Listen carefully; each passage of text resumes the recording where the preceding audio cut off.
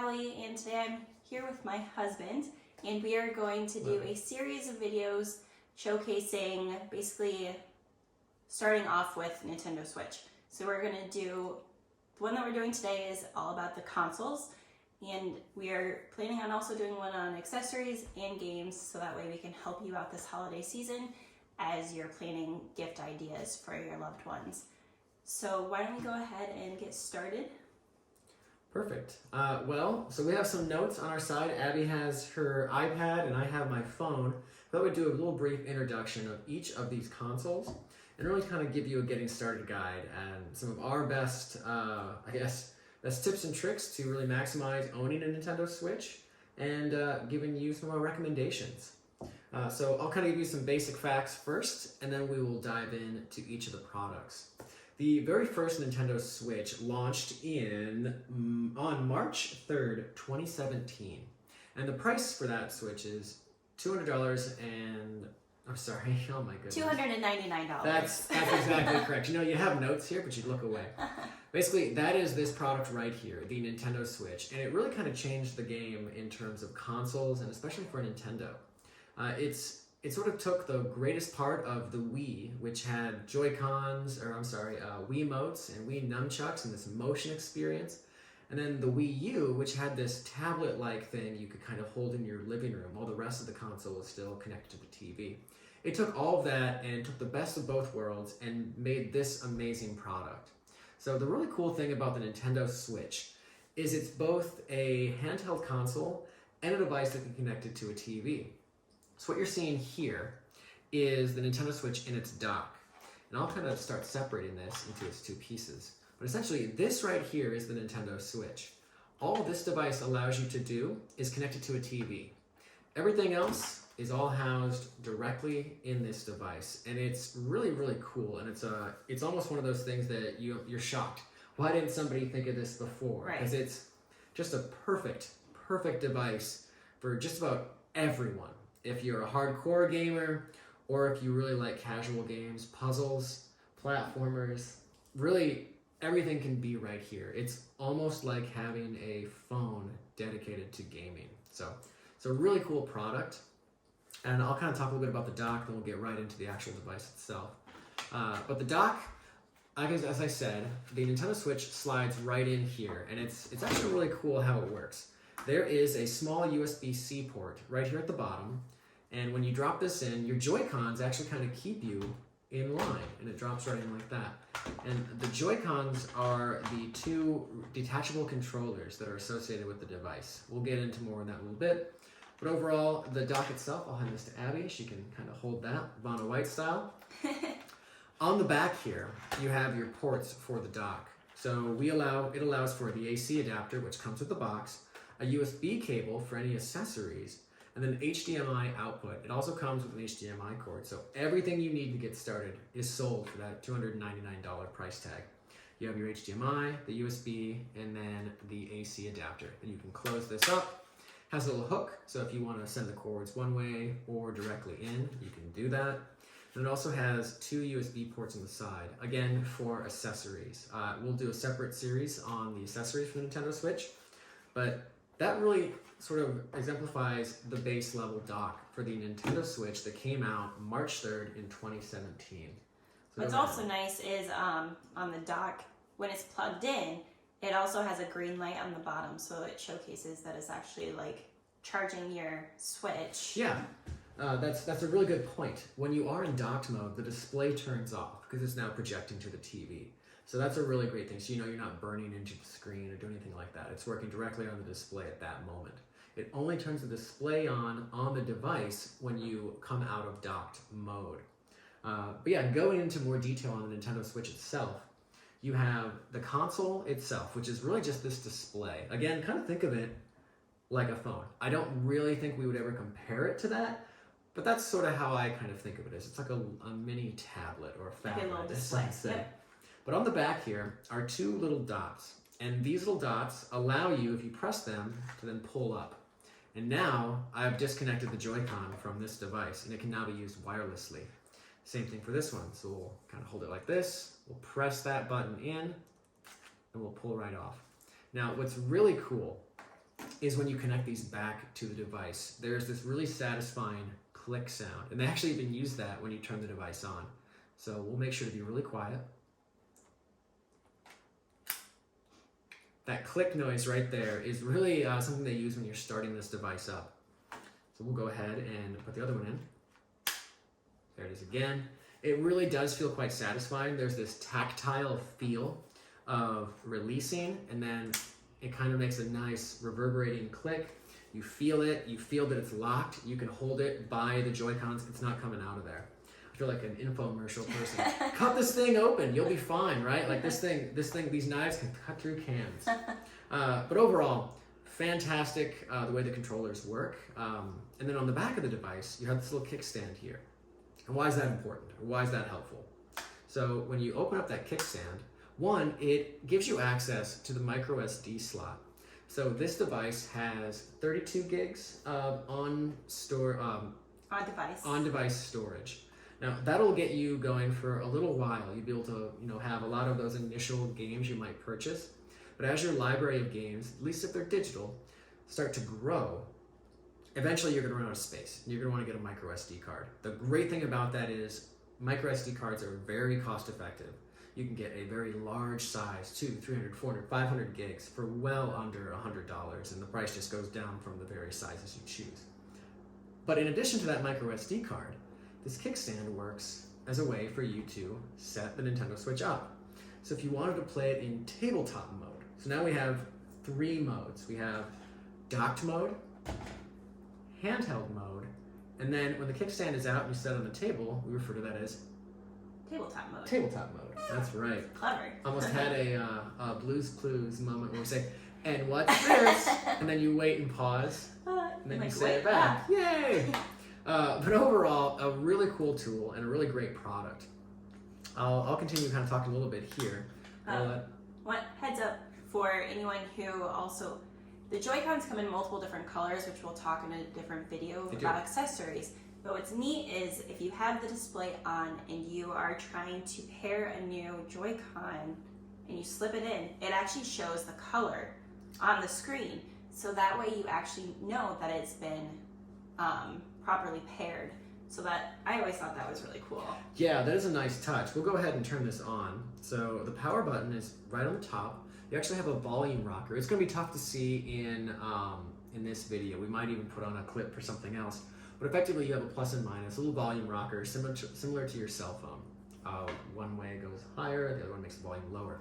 But once the device is on and you're ready to sort of connect those devices, or connect those different Joy-Cons, what Abby's referencing, and it's probably going to be very hard to show on here, but it's a really nice, just little improvement. It really shows that they kind of took the time to make this feel really cool and awesome. This Joy-Con is blue.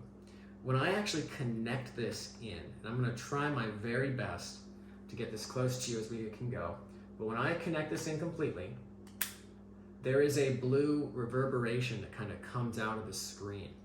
And what's actually happening there is it's referencing that you've connected a blue Joy-Con to this device. Or if I would have used the red one, it'll show red, a little reverberation kind of sticks out. So really cool. That's a nice little feature. So as you get more Joy-Con colors, it kind of gives you the chance to sort of see those things. That's not really a selling point, just more of a cool feature. No, but it's still kind of fun because they took the time to do that. So even if you have 4 people, for example, playing, you can go into the paired Joy-Cons and it will show different colors, so that way you know exactly which Joy-Cons are paired with it. Yeah, really good point. In terms of just the overall hardware, because that's really what this series will be, is what we're going to do is sort of compare the base Nintendo Switch that first came out in 2017 to the other models that exist today, all the way up to the Nintendo Switch OLED model, which came out this year. So is there anything else we want to talk about this device? There's a few other things, but I'll let you go first. I guess the only other thing I want to touch real quick is the fact that you don't actually have to do digital games. You can do physical games. That's true. And this card area is right up here. So if you have a physical game, this is where it will enter. So you do have that option as well. Yeah, that's a good point. Our family, at least for us, we're fairly digital. We buy a lot of our movies digitally. We do a lot of streaming. It just makes sense for us. Now, if you have a large family and you want to have multiple devices, sometimes sharing games can be tricky with digital copies. The idea is you can put your account on as many devices as you want, but you'll always sort of have one primary switch for your account that makes those digital purchases. If you're familiar with Xbox or PlayStation, this is sort of a similar experience. Now, the difference is you need to be logged in on your name when you're playing yours. So even if this was my primary, but I was playing over here, I need to be logged in, I need to have internet access, and all those fun things happen there. The physical cartridges obviously require no internet access if you're not on your primary device. Of course, if you're on your primary device, you have no need for internet. You can just play it however you want. That gets a little complex, and we'll maybe do a separate video on how you can do game sharing. Just something to keep in mind. Digital is incredibly efficient if you only have maybe 2 devices and really just 2 people that are playing, because it allows you to have your entire library with you at once. Physical is really helpful because oftentimes you'll go to a retail location and there'll be a sale, and sometimes the physical copy is cheaper. There's digital sales too, so I feel like that's the only reason. But the benefit is you can quickly, if you're done playing a game, you can hand your physical card over to somebody else. Right. And they are really cards. They're kind of like micro SDs, but they're just a little bit bigger. They're little cartridges. Imagine somebody took a Nintendo game cartridge, the old ones from Super Nintendo. Oh, perfect. Abby actually has one. So they're about that big. Now, for a size comparison, I have an iPhone 10. I know, I'm ready to update. That's the size comparison. If we had a banana for scale, we would have used that, or a pen or pencil. But so they're very small, so you can carry a lot of them in other containers. But overall, just something to keep in mind. For us, digital makes a lot of sense. For you, your mileage may vary. So our next device, if we're good on the Nintendo Switch for this exact moment, is really the Nintendo Switch Lite. So what you see here and here are some variations or some themed consoles. We'll get to that. But in the actual order of what was released next, it was the Nintendo Switch Lite. And I'm gonna go ahead and hand this to Abby so she can talk about it. All right, so the difference between this and the regular Switch is this is basically just handheld. So if you are mainly going to be like doing it like on the go or like sitting on the couch, it's definitely going to be more your speed. But really, well, and then also no Joy-Cons. You basically have everything attached. But basically, if you, just play it on the couch, like a lot of times I do, or in bed before you fall asleep. This is really nice because you can easily and it's super light. Yeah, so I was actually pulling up my notes. I wasn't getting any messages. All the people that messaged me are here. The Nintendo Switch Lite was released in September 20th, 2019, and it retails for $199, so it's $100 less than the Nintendo Switch baseline initial release from 2017. They have the exact same hardware on the inside, so don't feel like you're getting a less powerful device. As Abby said, the only real difference is this device does not come with a dock, and it does not work with a dock. So they even sort of shrunk that in, where you can't really get it in nice and easily. It's entirely a mobile gaming console. Those of you that had a Nintendo 3DS or from the DS line, this is kind of that, but it allows you to continue and use all of those Nintendo Switch games. You have access to nearly every single one of them, except for maybe a handful of titles that really require the device to be docked. And even then, you can still kind of play some of those games. A really great example is a game called ARMS or Ring Fit Adventure. Ring Fit Adventure has a giant circular ring that it's like a weight training device that you can play games with. That would be a little bit trickier here. Yeah. Or it also doesn't have the tabletop. Yes, so you you're can't right. even play it like that. Right, you'd have to prop it up so it's stayed that way. It would make it very difficult. But overall, it is a fantastic device for somebody that is always traveling. If you don't really intend to spend a lot of time in front of your TV, and you primarily play a lot of games just kind of by yourself, where you're not saying, no, let's take turns playing or whatever else, play a party game together. If you're really just kind of a solo gamer and you're not going to use your TV all that often, or you maybe don't you share your TV with a bunch of people and you just kind of want your own space.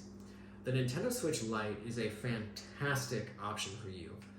For our family, what kind of made sense for us was it's more of a secondary purchase. So we really found the initial Nintendo Switch to be the one for us, so we each have one. The Nintendo Switch Lite kind of came out of our needs before the pandemic to travel. Unfortunately, the pandemic happened fairly quickly after we got this, so different discussions there. But overall, this works really well when you're in an airport. You're in a hotel and you don't want to bring your dock with you, and you know you're not really going to need all the features of the Nintendo Switch. The Nintendo Switch Lite is perfect. It is a super little light. Yeah. What's the weight difference? So the between difference these two? is the Lite is 0.61 pounds versus 0.88 pounds. So it might not seem like a lot, but when you're holding them, it's a huge difference. Yeah, in my hand, I noticed this, even by like just their size. Yeah. It does have a slightly smaller screen, but it's still the same ratio, so all the games still look great. Actually, due to the resolution, sometimes they look really good on this because it's just a little smaller. But yeah, when you're holding something in your hand for a long time, I'm sure you've all done this with your cell phone where you start to prop it up. This really does feel good. And I don't really have a great reason for it. I mean, the backs of these things are really similar.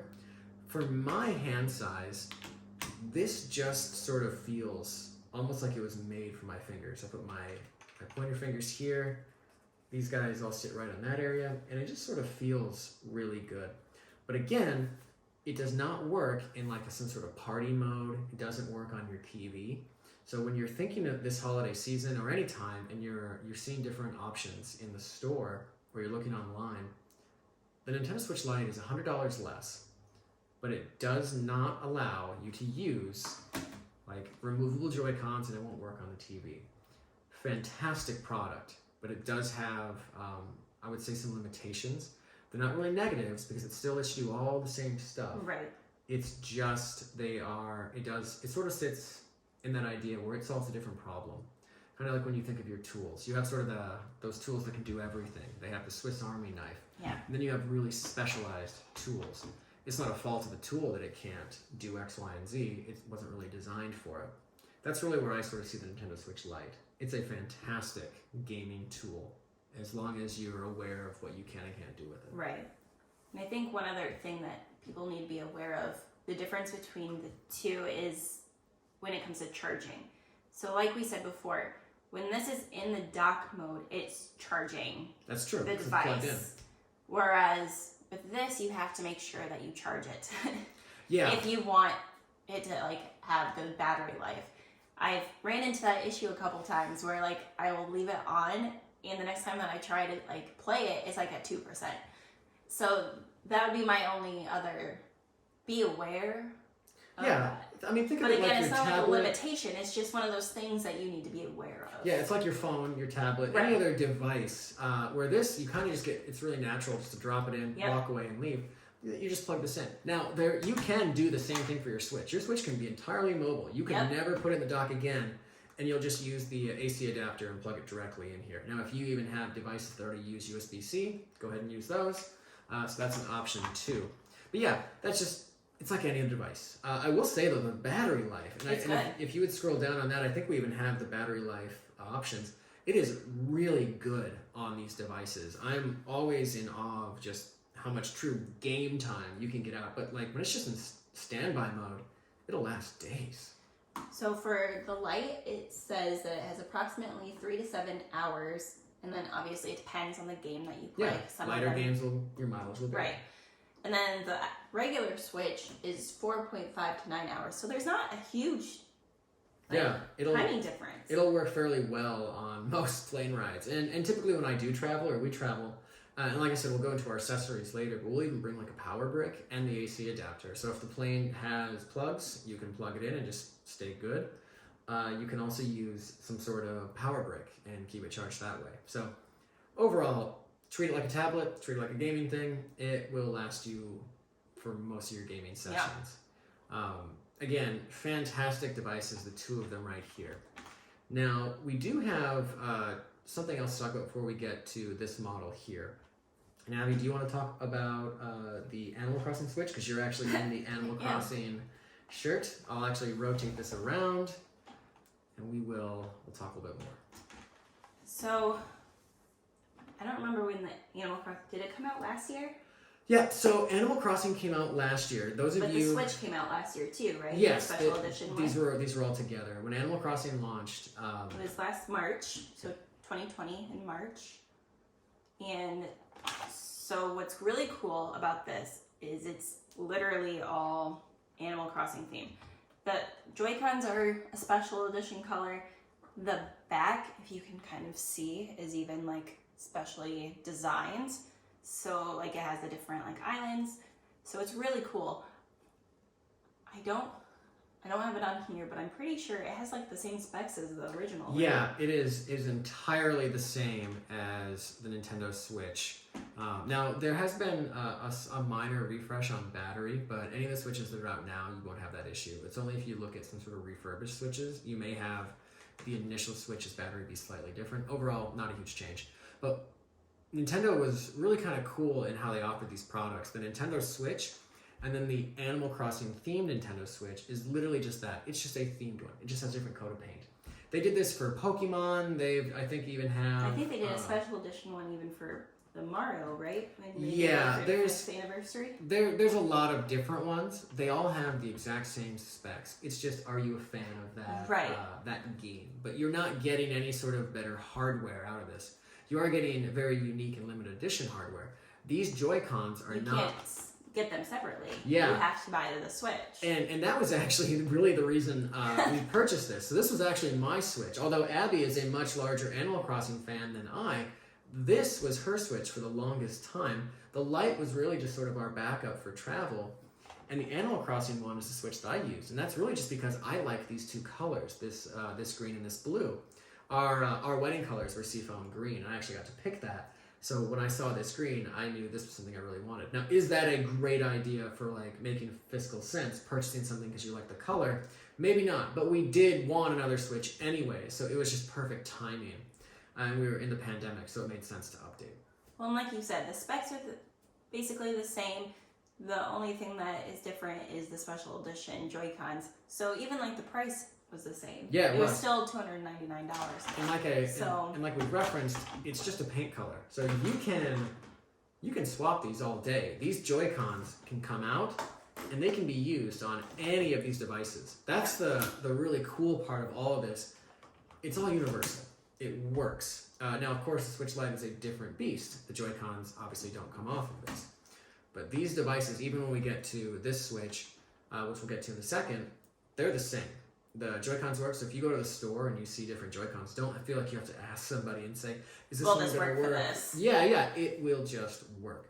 Now, there are a few things that might not, but from a accessories standpoint, the controllers will work just fine.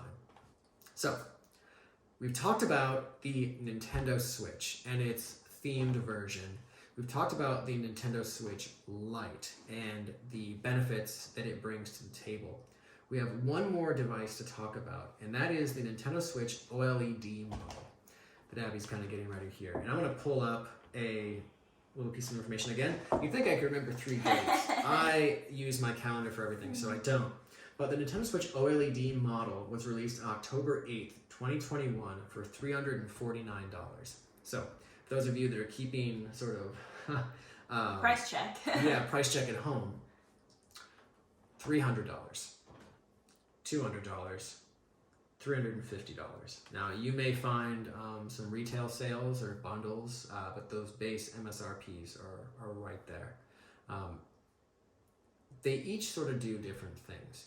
We talked about what the Lite does. It's entirely mobile, right? That's all it does. Oh, it plays great games too. We talked about the Nintendo Switch. It's the hybrid console. It works both on your TV and handheld mode. And tabletop. The Nintendo Switch OLED model, and I'm going to maybe speak for a little bit unless Abby wants to add anything. What it really, to me, is a quality of life improvement on the existing devices. And that's really it. It has the exact same internal hardware. The same. Minus the storage. Yes, I'm thinking more performance. Oh, sorry. okay. So if you're playing games, you're going to have the same performance experience across all of them. Where it differs is some really interesting quality of life things. And I kind of consider storage that way, and I'll explain why. Excuse me. We'll pull one of these out and we'll kind of do a comparison. Right away, the dock. The dock sort of adds minor improvements to the existing system. So we'll set all this over here for a second. At first blush, it just looks like one's black, one's white. When you start to kind of look at some of the other options, you see some other elements here, where this is entirely plastic, and it just has some little bumpers to kind of make sure the switch drops in. This one has more of a rubber coating on the inside. So right away, as you're putting your switch into this space, you're not really worried about scraping the screen because it's rubbing against rubber. On this end, it's like a hardened plastic. Now, you're probably not going to scrape it, but it just sort of adds this grip to it where it just feels a bit better. That's one minor improvement. The next sort of improvement you see on the dock is when you get to the back of it. As we referenced here before, you have sort of this door that opens. And then it has this sort of little hook or L or J or whatever your alphabet element is. On this device, you have sort of this curved experience. So you can really sort of set those cords wherever you want, when it's kind of tucked behind your TV or stuck on the mantle or wherever it sits.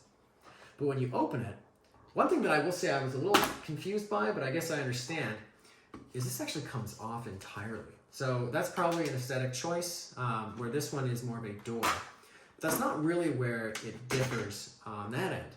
They've added one additional thing, and that's a Lan Port. So instead of having to get an accessory that makes this utilize your network connection, a wired connection, you can use wireless for these too, by the way. This actually incorporates that Lan Port directly on the device, on the dock. It just kind of helps all your cords be together. Now, you can get a dongle for this and connect it to the dock, and you're living the same life. But that'd be another quality improvement that they sort of added, where you just have it right out of the box. And then the bottom has sort of this rubberized texture, just like before here. And instead, this one has little rubber feet.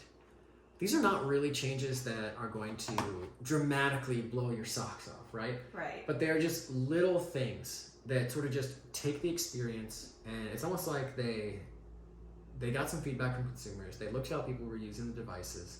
They said, how can we sort of tweak and make these things better? And I think it makes a lot of sense, right? You wouldn't want to create an entirely new model, because everybody that's currently enjoying the Nintendo Switch wants to be able to play together. And that's often a huge problem when devices release new versions. You leave an entire audience behind. They didn't do that here. They allowed everybody to have the same stuff, but they just kind of created some improvements, because the console is still very early in its life cycle. 2017 was not that long ago, and especially when you look at how long a lot of Nintendo consoles last and how long they support them, and just the life before they release another device. This just makes a lot of sense. So let's put this back on, and I'll let Abby talk about the device itself and some of the improvements it has. One of the really cool ones is the screen, but we'll get to that. So one thing I noticed about the docks that I didn't notice when we did our unboxing was this is more curved. It is. Which I really like. It looks really nice. Yeah. It doesn't look as boxy. Yeah, it's a little sharper here. It still has a curve, but it definitely got curvier. yeah. And you can see it's still the same chassis. They just smoothed the edges, refined it. It's kind of one of those, if you can go back in time and you get all the stuff, they might say, this is what we really want to launch with. This was what we initially launched with. And it was a fantastic device, but all the same controllers, everything still works. Go ahead and talk about the improvements to the overall device itself. So the OLED model, they made the screen bigger.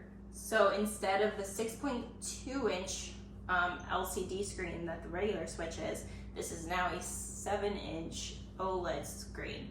So it basically comes out to like almost to the edge. So you can kind of tell there's a lot of black around the screen there and not as much here. So that was definitely a huge increase.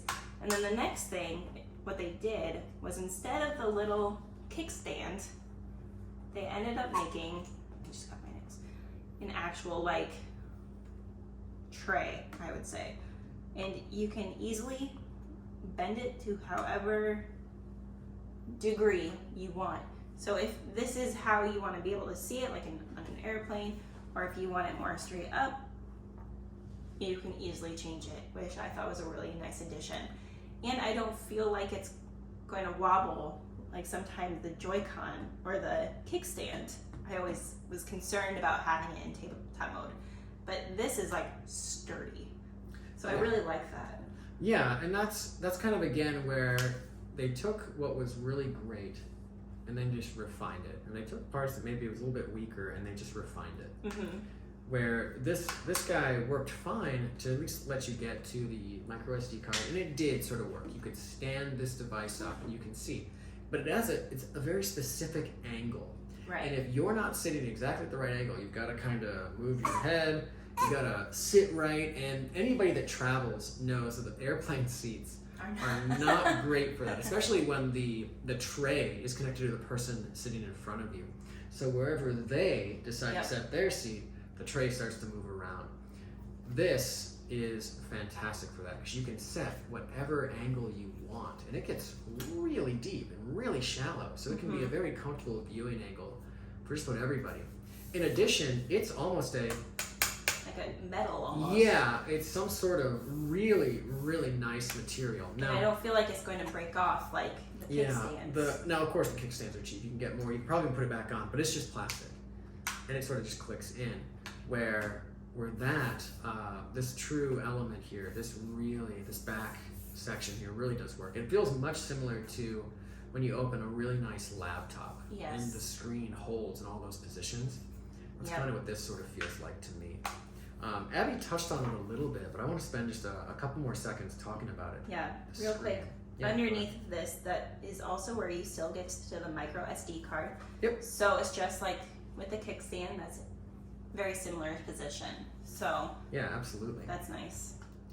So it's going to be tough to show on camera, and especially in our area, because we have lights above us. We're in our kitchen, and it's not always the greatest experience for showing the difference.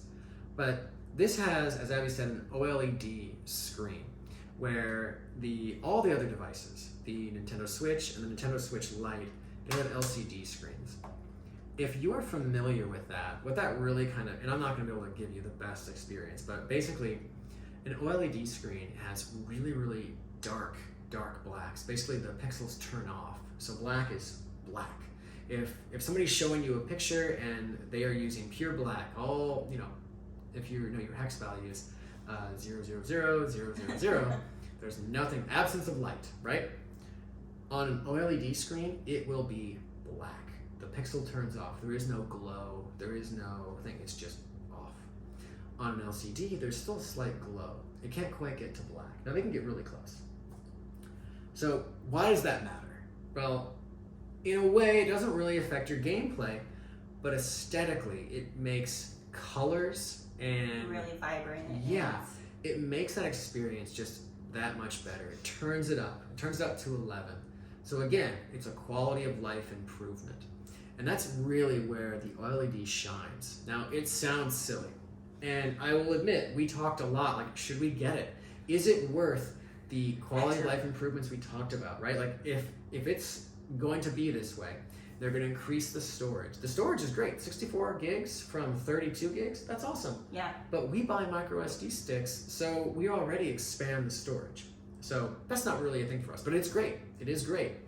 We oftentimes play in handheld mode. So is the kickstand always going to make it worth the time for us?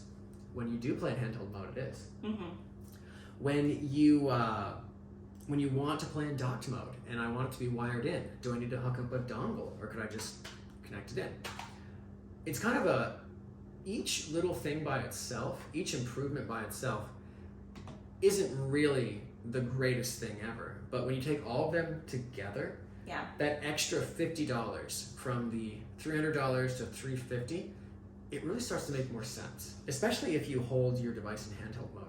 excuse me, which we do a lot. We'll play on the couch together. We'll play kind of at our desks when you're traveling. It adds up. And those experiences, they kind of just make everything feel better. It feels more sturdy. The screen is more vibrant. We've gone back and played games. Remember like Mario Kart? Yeah. So if you've ever played Mario Kart and you get the ink on your screen from the little squid. Yeah. We had that happen, and I was just on the regular Switch and he was on the OLED, and wow, that was a huge difference. That was actually kind of funny. We both probably lost that race. So those of you that aren't familiar, because this is a getting started series, Mario Kart is a fantastic series. We'll definitely talk about it. It's a game where you race. And one of the things you can do to other racers is you have these little power-ups. You can like put a banana in front of them so they crash. One of them, this little inkling will, or this little squid will, inkling? Isn't that his name? I don't remember. Anyways, we'll follow. We'll put it on the screen. You can squirt the other person's screen so that like black ink will cover the display when they're driving. On the Nintendo Switch and the Nintendo Switch Lite, it's a minor nuisance and it looks fine, but whatever. It's just sort of ink on the screen and it wipes away. On this, it's like a pure black, and it instantly made me say, "Wow, that looks amazing."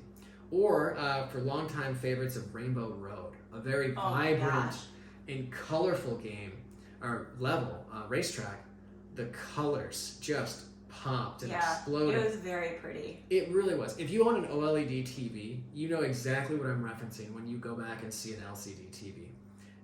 It's not the end of the world, but wow, does it look really good when you do see it, right? Like it's, it just takes your experience and just sort of refines it a little bit more.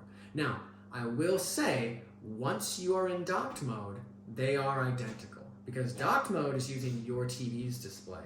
So whatever your TV is, that's what the experience is like. So these improvements, aside from the aesthetics of this and the use of the Lan Port being built in, these are only tabletop and handheld mode improvements. Yeah. That is it. The hardware, aside from the storage, is identical. So if you're somebody that says, you know what, I'm going to play with my family, I'm going to play on the TV, we're all going to be gathered all the time, these improvements may not make as much sense for you. Maybe just the general Switch makes more sense. But if you're ever going to unhook it, and this is your very first Switch, I would, if you can get it, I would go with the Nintendo Switch OLED model. I just think it improves on an already amazing product. And if you have a Nintendo Switch, or you're thinking of getting one, you don't see the OLED model available, and you see this Switch, go for that. They are both great products. Yeah. All we want to do is make you informed on your choices. All of these things are fantastic. Just think about what you're going to do with it. If you're never going to play with anybody else, and you're never going to play on the TV, you're only going to do handheld. The Switch Lite is probably your best. Now you can prop it up, and when we get to accessories, you can connect other controllers to it. But keep in mind, you're going to have to hold it or prop it up. It can't go on a TV. And it doesn't have a kickstand. Right? But if you are going to play with anybody else, or you ever even think you might, go with one of these two models. These two are the same. So go with something that can do both. It will instantly make you see video gaming in a different light. Because you can play at home. You can play in the car. That sounds silly to say, but when you are traveling again, when we get back to our normal lives, it even like traveling something. in a car, like right? going on a road trip. Yeah. Like there's been times we've gone on like a drive that's 2.5 hours, and it's been nice for the passenger just to play games while the person's driving. It is. And or somebody comes over, you're watching kids, you want just a little break. You can do that easily with something you can plug right into the TV. Yeah. Or you can play in docked mode, or in handheld mode. I'm sorry, I've said all the ones, but not tabletop mode. One of the other cool things about these, so we haven't spent a lot of time on Joy-Cons. We kind of danced around it. We showed that they can be disconnected, but so what do you do when they're disconnected, right? We should talk about that. So I'm going to show you the back view of it. Here's one Joy-Con, and here's the other. These actually work as two separate controllers. They have buttons, and joysticks. And they even have triggers, options here, And then these 2 white buttons here can function as additional buttons. This one is SR and SL. Think of left and right, basically. Secondary left and right is what I kind of think of it. But you would hold it like this in your hands. Your one thumb moves the joystick.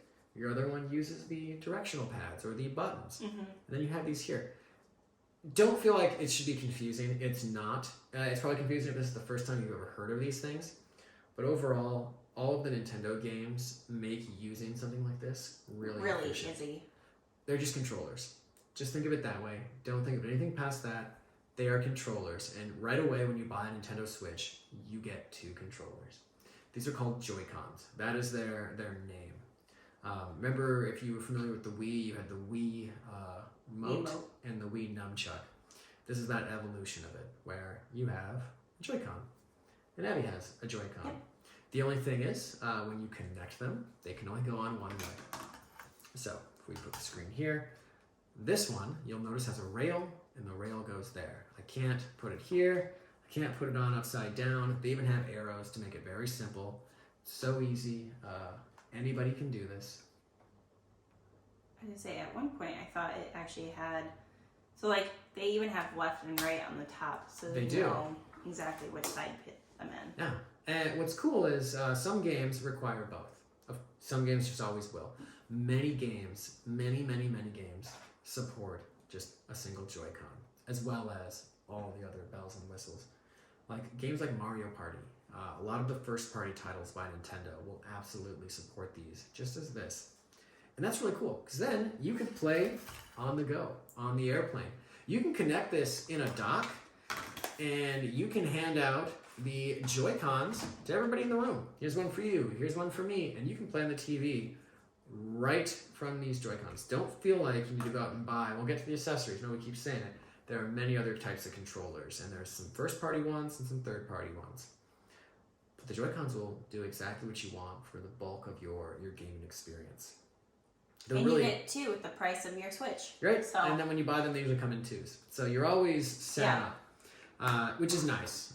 They are really a pretty cool product, and they have a great battery life. They last for a very long time, and they're always charging when they're in the dock. So we have talked about a lot of things. Is there anything else, Abby, you want to sort of reference as we continue to discuss these products? So one thing that we talked about with the Animal Crossing one is the special edition Joy-Cons. The white only comes with the OLED. That's true. Another special edition that if you have your heart set on white, then you have to buy the OLED. Yeah, at least filming of this video. Yeah. If they ever decide to make just single Joy-Cons being sold, yeah, you're right.